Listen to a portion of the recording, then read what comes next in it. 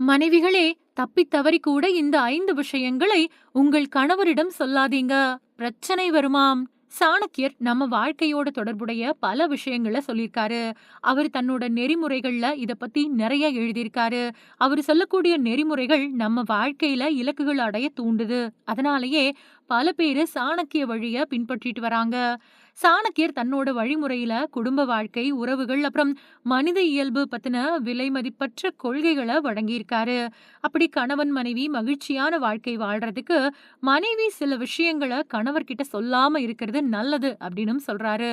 பொதுவாவே மனைவிமார்கள் எல்லா விஷயங்களையும் கணவர்கிட்ட சொல்லிடணும் அப்படின்னு நினைப்பாங்க.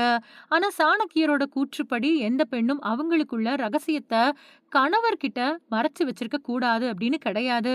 சில விஷயங்கள மனசுல வச்சிருக்கிறது உறவுக்கு நல்லது.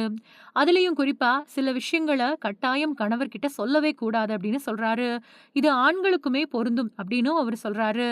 அது என்ன அப்படின்னு தெரிஞ்சுக்கலாமா? முதல்ல பெற்றோர் வீட்டோட விஷயங்கள கல்யாணத்துக்கு பின்னாடி ஒரு மனைவி தன்னோட பெற்றோர் வீட்டோட ஒவ்வொரு சின்ன சின்ன விஷயத்தையும் கணவர்கிட்ட பகிர்ந்துக்க வேண்டிய அவசியம் இல்ல.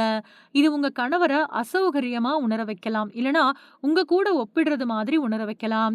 ஒவ்வொரு குடும்பத்துக்கும் வெவ்வேறு சூழ்நிலைகள் இருக்கு. அதனால அத ஒப்பிடுறது உறவுல தவறான புரிதல்கள உருவாக்கி விட்டுடும்.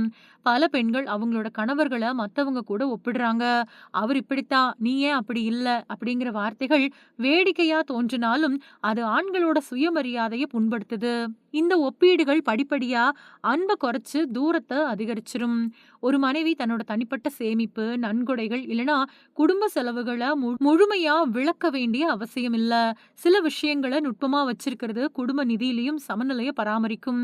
இருந்தாலும் முக்கியமான முடிவுகள பத்தி 2 பேரும் பேசுறது நல்லது. கணவன் மனைவி உறவுல புரிஞ்சுக்கிறது, சில சமயங்கள்ல அமைதியா இருக்கிறது, நேர்மையா செயல்படுறது, இந்த மாதிரியானவை அன்ப வலுப்படுத்தி பிணைப்பை என்னன்னைக்கும் நிலைக்கச் செய்யுது.